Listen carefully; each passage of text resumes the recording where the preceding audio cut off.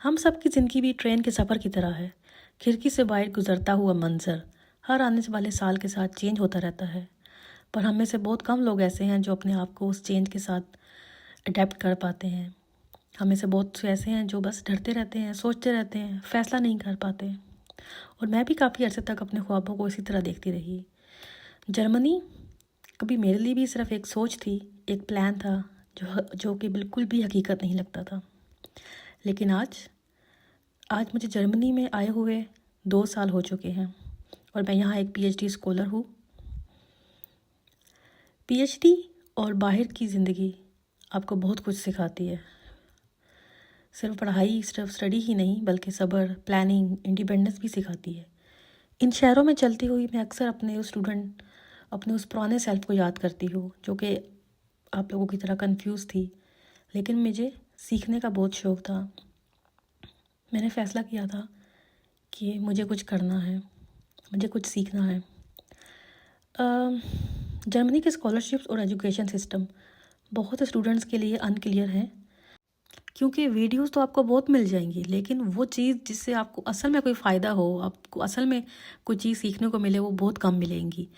क्योंकि यहाँ पे स्कॉलरशिप और एजुकेशन सिर्फ मार्क्स नहीं, बल्कि रिसर्च इंटरेस्ट, कंसिस्टेंसी और लॉन्ग टर्म गोल्स भी देखे जाते हैं। चाहे आपने एफएससी, बीएससी, मास्टर्स, पीएचडी किया है, सबके लिए, हर लेवल के लिए यहाँ पे एक स्ट्रक्चर्ड पाथवेज मौजूद है।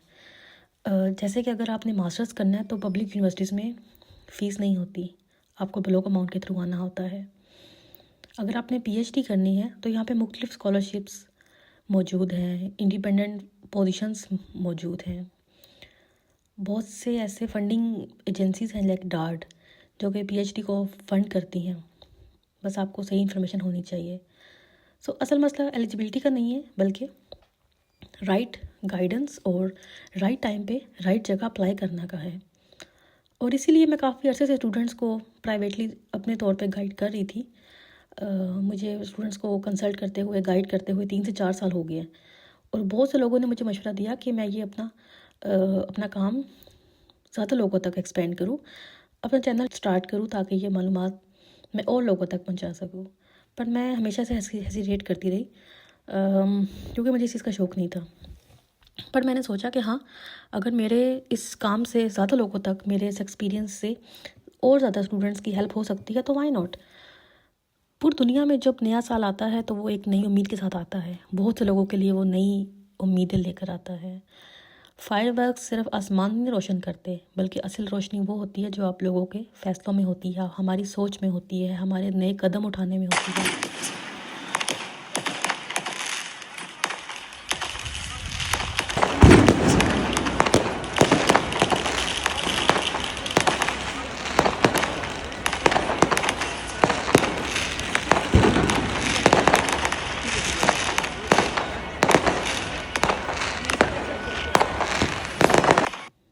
तो मेरा आप सबसे यही कहना है कि शायद नए साल के साथ सब अपने अपने साथ ये प्रॉमिस करें कि आप लोग अप्लाई करना शुरू करेंगे, चाहे वो पहली दफ़ा ही हो।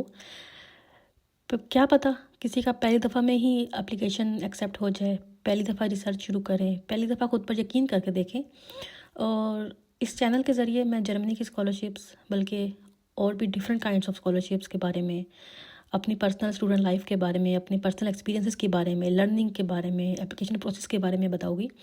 आप मेरी वीडियोस को आस्ता आस्ता देखेंगे, और देखने के लिए आप क्या करना है, सिर्फ इस चैनल को सब्सक्राइब करें, ताकि हम एक इस सफ़र में साथ जुड़े रहें।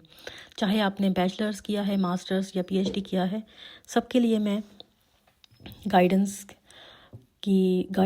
देने की कोशिश करूँगी। साथ ही मैं अपना ईमेल एड्रेस भी इस वीडियो के साथ नीचे अटैच करूँगी, ताकि जो लोग जेन्युइनली मुझसे प्राइवेट गाइडेंस चाहते हैं वो भी मुझे डायरेक्टली कांटेक्ट कर सकें। क्योंकि कभी कभी एक सफ़र सिर्फ एक फ़ैसले से शुरू होता है।